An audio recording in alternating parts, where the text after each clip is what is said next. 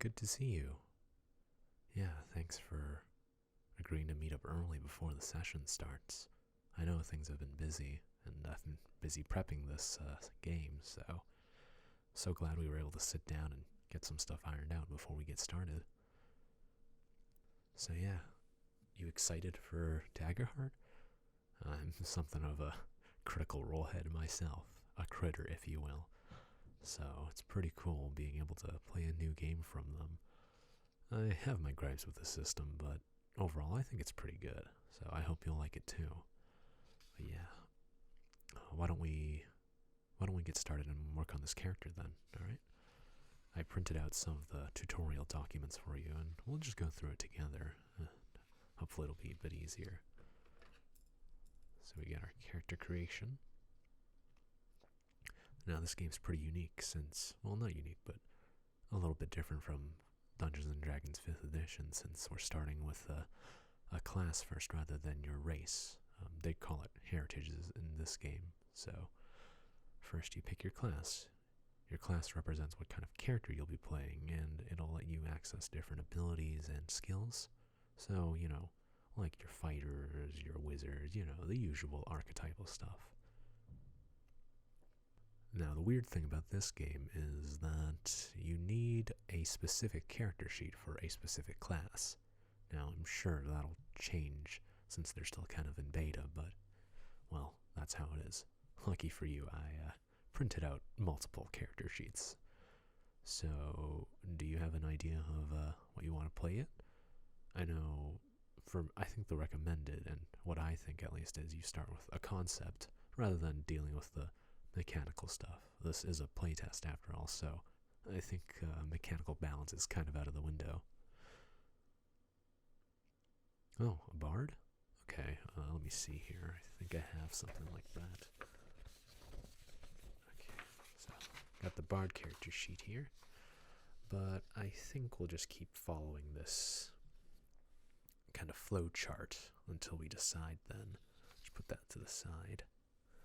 And I have my laptop open over here just so I can search up any other rules in case, like, you see here, we get to choose a subclass. Each class has a number of subclasses to choose from, which help you a little focus in. So, for the bard, there are 2 choices. I have it here on the sheet.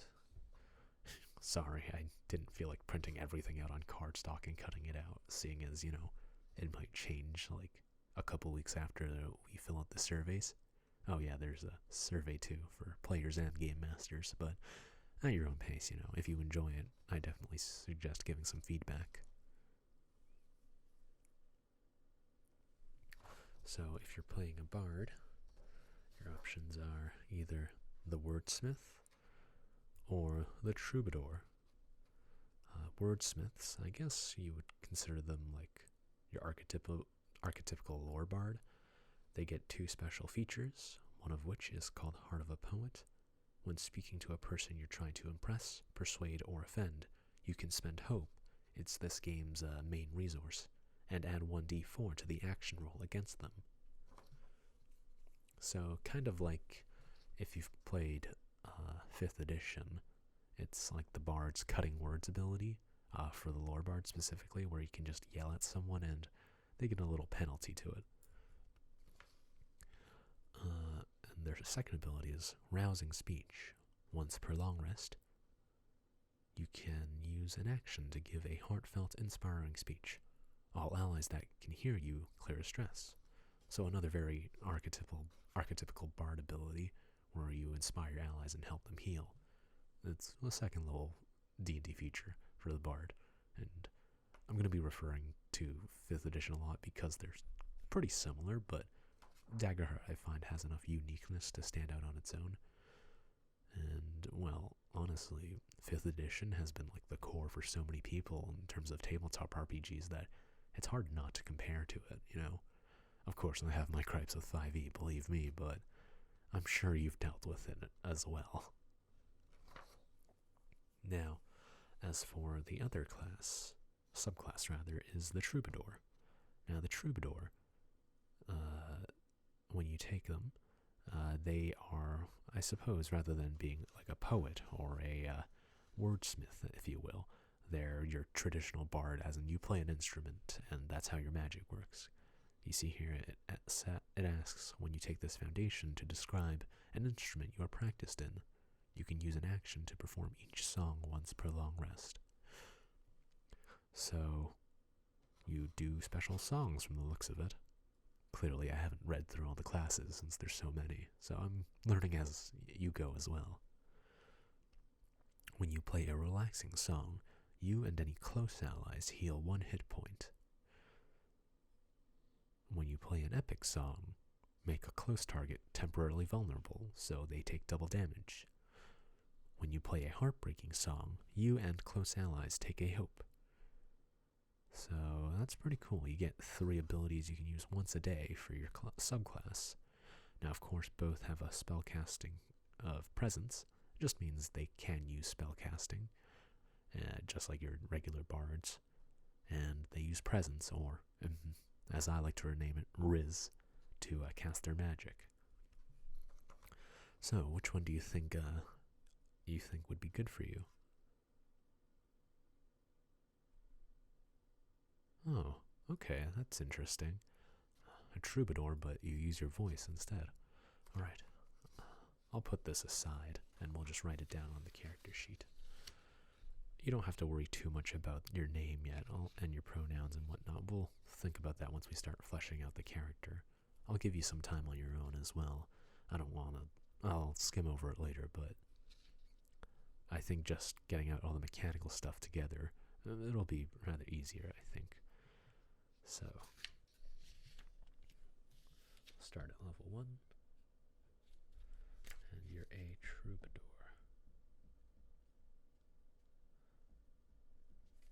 Pardon the bad handwriting. Of course, I'll find some time to cut these things out, just so you have a reference. Now, on to step 3. We get to choose our heritage. Heritage is made up of 2 parts, an ancestry and a community. They represent your character's background, if you will.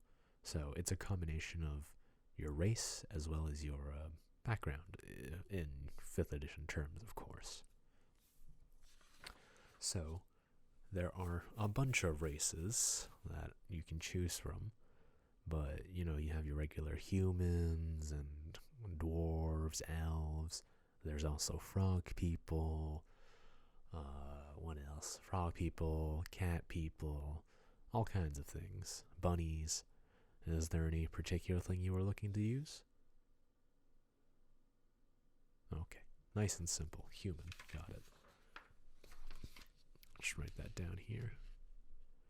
Human. Now, there are some bonuses here. Let me just pull those up.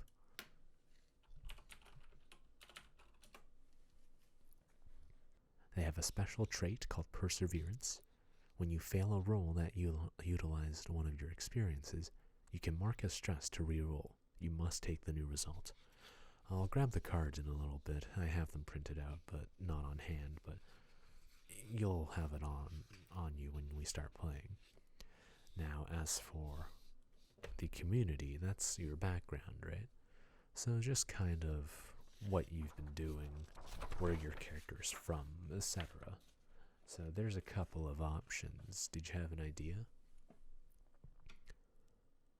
Okay. So they were kind of grown in the wilderness, surrounded by nature. Okay, definitely one. I think that's pretty simple. That would be out in nature as in they were on a body of water, or by trees and stuff. Or were they up in the mountains? That's also a thing. Or maybe they traveled around. Trees? Alright, got it. So that would make you a wildborn. Let's write that down. Now the wildborn, they get a special thing called Lightfoot. Your movement is naturally silent. You have advantage on rolls to move without being heard. Of course, there's another card for that as well. And if you haven't gotten it, a lot of this game has all their skills kind of abstracted to cards for ease of use. I'm not sure how that's going to work yet. I figure when they officially start publishing it, there'll be like a deck or like a separate deck you can buy. And, well, I mean, capitalism, right? But I think it's a pretty neat thing, and I figure for people who enjoy using spell cards and stuff from like 5th edition or any kind of tactile thing, it might be good for them just to be able to hold and read without just staring at their character sheet, you know? Now, oh, and I forgot to mention, the Bard has some special features too. The Bard, once per session, when the GM brings the action tracker into play, describe how you rally the party as they head into the fray, then give yourself and all allies a d6 rally die. Anyone can spend this rally die to roll it, adding the result to an action roll, reaction roll, or damage roll, or clearing stress equal to the rally die result. At the end of the session, all unspent rally die are cleared. The rally die you distribute increase to a d8 at level 5. Okay, so basically it's bardic inspiration, but you get to do it as many times as there's a fight, which I think that sounds pretty cool. No more having to worry about whether you should give a bardic or wasting actions to give bardics to people. And of course, that uses different resources, like it can clear stress and stuff. So stress is one of the resources that are used in this game. Put that aside. So now we set your traits and evasion. Distribute the values -1, 0, 0, +1, +1, and +2 across your character's traits. When rolling, you'll add the value of that trait to the roll, then record your starting evasion score. Well, it's like your classic 6 stats from 5e, or any TTRPG really, that uses stats, but I do think that Daggerheart was smart in splitting agility and finesse. Of course, you probably want presence as your highest. Everything else can be kind of up to you. How does that sound, putting the +2 then into presence? Alright, cool. So we'll write that down. +2. Now, what do we want our 2 +1s to be? Okay. So, Ultra Instinct +1. And Knowledge +1. Check out the big brains on your character. Yeah, the party right now is a fighter, a guardian, so kind of like a paladin, and a druid, so we're kind of lacking on brains. Yeah, they all put their stats into everything but intelligence. I'm sure it's the 5e dump stat brain rot carrying over. Now for our zeros, what do you think? Okay, just strength and agility? Alright, not very finesseful, huh? That's fine. You have party members to balance things out for that anyways. Fortunately, our traits are just bonuses we add, rather than and they're not too big bonuses. This is a 2d12 system, so it can give you an edge, but it's not the be-all end-all. 2d12 is a pretty good distribution curve from what I've seen, so I think you'll be totally fine, as long as your luck isn't too bad. Oh, and I almost forgot, your evasion starts at 9. I don't think you're one of the classes that starts with extra evasion bonuses or anything, so I'll just write it as 9 for now. Now, on to step 5. Set your thresholds and hope. Now, fortunately, it's mostly done for us, but each class will start with its own damage threshold detailed on the character sheet under the hit point section. Record these in their appropriate spaces. Then you start with 2 hope. I'll let you fill that in on your own over here on the hope track. So hope, you can spend it to use an experience or help an ally. It's your main resource in the game. A lot of your abilities will be using hope, of course, to do stuff. Now here we have to mark off how much each of our hit points and stuff work. So you have 6 hit points and 6 stress.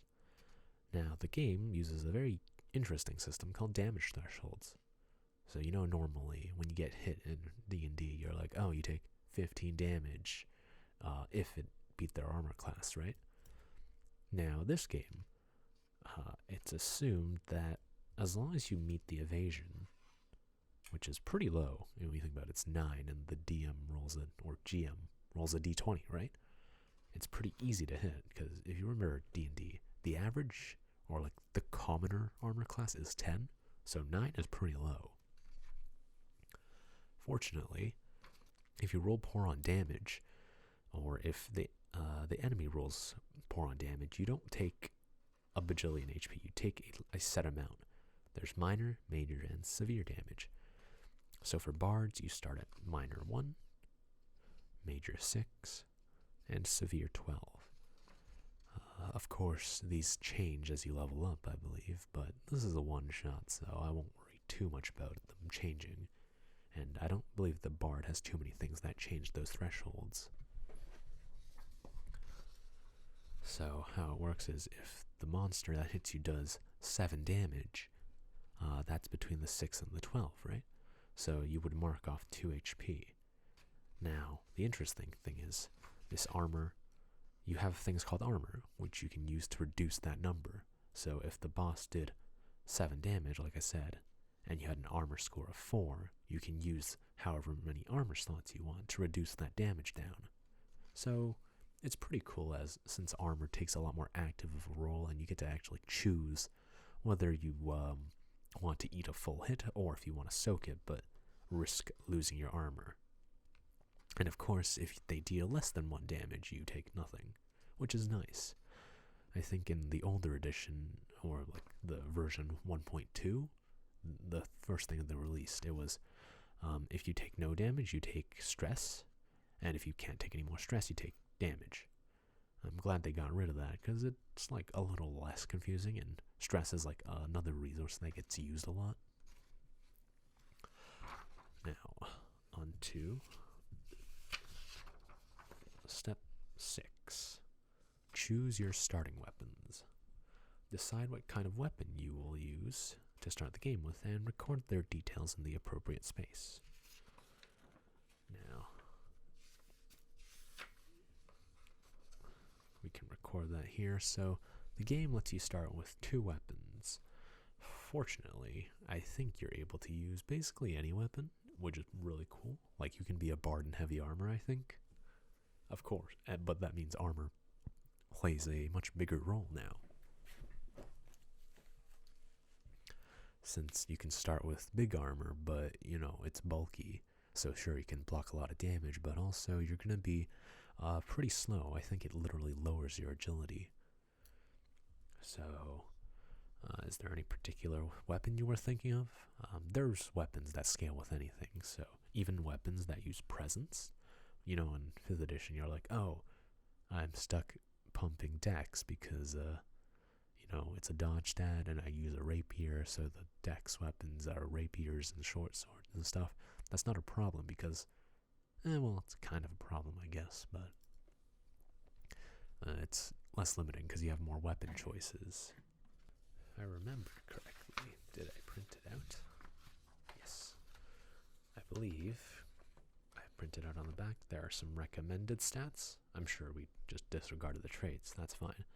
But the game recommends you use a rapier, since it uses presence, your main stat, right? And it comes with a special feature where you can mark a stress to attack an additional target. So that's pretty cool. That's pretty cool. You can just stab 2 people in one turn. And of course, you can also start with a secondary weapon. That would be a small dagger. And its special feature is that it gives your rapier a +2 damage. But you can still use it as a regular stabby weapon, but it uses finesse instead. So maybe not that, since, unless you really want the +2 damage, right? Or did you have something else in mind? Oh, a shield? Yeah, totally. So shields in this game, they actually eat up your secondary slot. I don't believe it's on the sheet here, but there's a couple options for shields. There's the round shield, or the tower. There's a round shield and a tower shield. So you want a big shield or a small shield?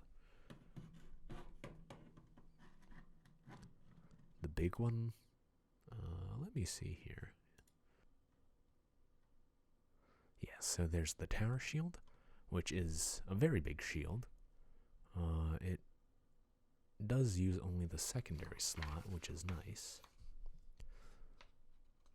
The secondary is your other weapon, basically, but you can use the shield as a weapon, or to use that special feature that lets you add a +4 to your armor score, but you take a -2 to your evasion. Whereas the round shield, it's not as much, only a +2 to your armor score, but it doesn't have that evasion penalty. So I guess it still lets you dodge rather than fully face tanking everything. Round shield? Okay. Sounds good. I'll write that down here. So we got the round shield. It has a D4 and it uses strength, but I doubt you're going to be attacking with it too much. And it is protective. +2 AC. Oh, force of habit. So, and we'll write the rapier here. Is that okay? Cool. Rapier. Rapier. Presence. 1d8. Whoops, that's my bad. 1d8. I'm not messing that up, right? Yeah, 1d8. It has quick.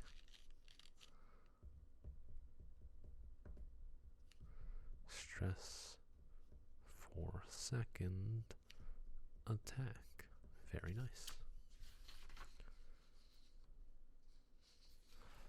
Now then, with the weapons, what about armor? Did you want to be a heavy armor bard? Totally an option, by the way. I think that's really cool.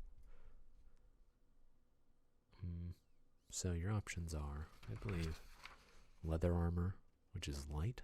So armor score is pretty low, but you keep your evasion high, right? Yeah. So your options are the leather armor, like I mentioned, breastplate, which is armor 3, but you take a -1 to your agility, which is, it's not great, not terrible. There's the chainmail, which is armor score 4, but instead it lowers your evasion instead. Or you commit all the way and take the full plate, which lowers your evasion and your agility. Full metal bard? Alright, I'll add that in. So you're currently a screaming full metal bard. I love it. Full plate. Armor score of 5, and then you also get a +2 because of your shield, so we'll make that a 7. Very heavy.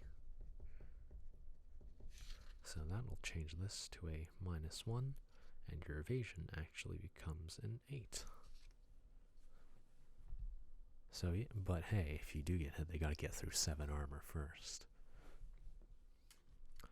Now, after that, we get to choose. Well, kind of skip step 7. Now we choose our starting inventory. It's a preset amount, I believe, based on what do they give you. So you get a torch, some rope, basic supplies, and then a minor health or stamina potion. Health is for health, stamina is for stress, and neither a romance novel or a letter never opened.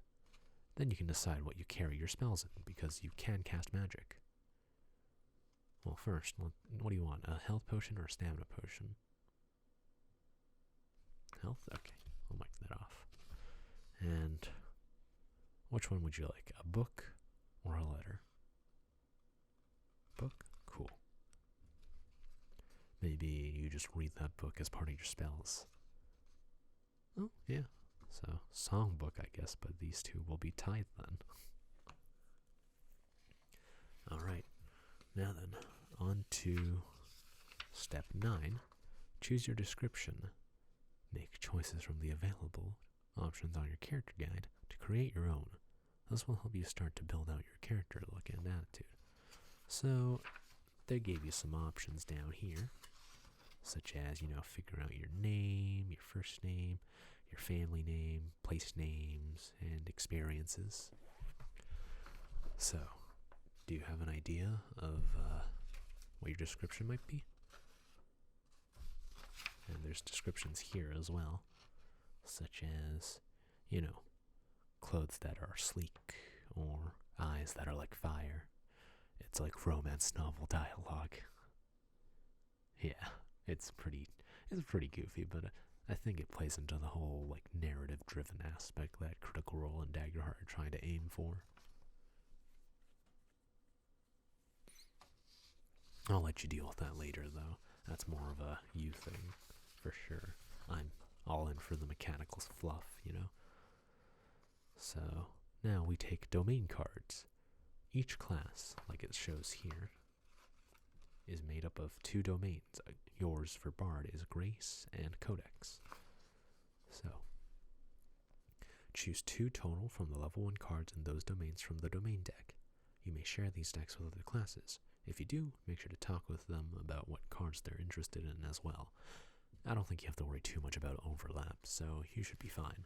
And from what I've seen, it's not too big of a problem anyways, because everyone's going to use their abilities a little differently. So, here are our domain cards. So the top ones are from Grace, and the bottom ones are from Codex. I would say Codex is a little closer to wizard picking spells. You get 3 different books, and they teach you a variety of spells. So, for example, we'll go through Codex first, since I know it the best. Codex, you get 3 different spells. Slumber, you can just try to knock someone out with sleep gas. Arcane Barrage, once per short rest, you spend hope to just target a person and they take damage. It's basically Magic Missile, Strong Magic Missile, Zoltarok, whatever you want to call it. And you can also just be telepathic with someone for a bit. Next is the Book of Tefyar. It's an AoE Flame Blast. You get Mage Hand, some magical hand that you can use to grab stuff. Or you can just create mist around you by spending hope. And last is the Book of Ava. You can do a force push with your magic. You can make an armor for yourself. Or rather, you use an action to spend a hope and give the target you touch 1d6 to their armor score the next time they would mark it, but you can't stack it. Or you can just shoot out some ice spikes at people. Now, of course, you can take 2 of the books, or 1, and then maybe something from Grace. Let's go through Grace real quick. So Grace, it's also spellcasting related, but rather than getting 3 tiny spells, I think you get 1 big one each. So for example, in Rapture, make a spellcast roll against a close target. On a success, you can temporarily keep their attention on you, narrowing their field of view and drowning out any sound but your voice. You may also mark a stress on a success to deal 2 stress to the target. So you can kind of like a taunt, I guess. But also, you get to stress them out if you roll good. And then we have inspirational words. You can imbue your speech with enhancing power. At the beginning of a session, place a number of tokens on this card equal to your presence score, so that would be 2. When you recite your words, spend a token and choose an option from the list below to grant an ally you are speaking to. If the action tracker is active, place the token on it. At the end of the session, clear all tokens. So it is an action to use basically, but you get to either clear a stress, heal someone, or give them a hope. That's pretty good, I think. It's twice per session, so you better make it count. And lastly, Death Deceiver. Spend a hope to gain advantage on a roll you make to deceive on tricking someone into believing a lie. So, Gaslight Gatekeep Girl Boss. Got it. What were you thinking of taking? I know it's a lot, but honestly, I think they're all pretty viable. Okay, So inspirational words for one fits. And slumber, yeah. So the Book of Iliad then. So you're very good at healing people and also knocking people out with sleep gas. I think I'm getting a hint of what you're trying to build. Though the full metal armor threw me off a little bit, but I'm catching on. So, we've picked our domain cards. Now, on to step 11, answering your background questions. They are just kind of here to help flesh out your character. So, things like, who from your community taught you to have such confidence in yourself? You were in love once. Who was it with, and how did they hurt you? You've always looked up to another bard. Who are they, and why do you idolize them? So, these are all honestly pretty narrative-driven. They don't work great in a one-shot, I found, but for long-form, definitely very good. Honestly, I'll let you figure those out on your own. Just write whatever comes naturally to you. But the important thing, though, is to focus on step 12, generating experience. Use all the choices you make, and from your backstory, and from your character themselves, to make 2 unique powers, kind of, or skills. They're called experiences. They're basically skills that you can use to apply to you, to apply to your character. One of them gets a +2, and one of them gets a +1. It doesn't say here, but whenever an experience is applicable, for example, whenever an experience is applicable, you can use a hope to get to add that experience to the role. So, for example, if you say you're a master voice actor, you can invoke that experience by spending a hope to get the corresponding bonus to whatever role. Maybe it's a role to lie to someone, you know? So there's a section here for writing experiences, but I'll let you think about it a little bit and just run it by me beforehand. I think the important thing is making sure they're not so broad as such that you can apply them to every role you make. So having it a little niche might be useful. And lastly, name and pronouns, real simple. And creating connections. You can do that when everyone else is here. It's just establishing, establishing with the other party members how you know them, because they expect everyone to kind of already know each other, like at least for a little bit before the session starts. And interestingly enough, every class has unique background questions and connections. I guess that's why they, had us printed out like unique character sheets instead of, having one standardized one. But yeah, that's pretty much it. Hard to do the rest of it without having the pals around. I'll mark off, you got 1 tick of coins as well. Mark that there. But yeah, rest of it is just on your own and waiting for the party to show up. But yeah, I'll let you figure this out yourself for a little bit. Let me know if you have any questions, and yeah, I look forward to playing the game. So yeah, thanks for joining me. Yeah, I'll let you mull a little bit on what your character's finer details are. I'm just ready to throw you all into the meat grinder, if you will. No, don't worry, it'll be fine, I'm sure. Alright.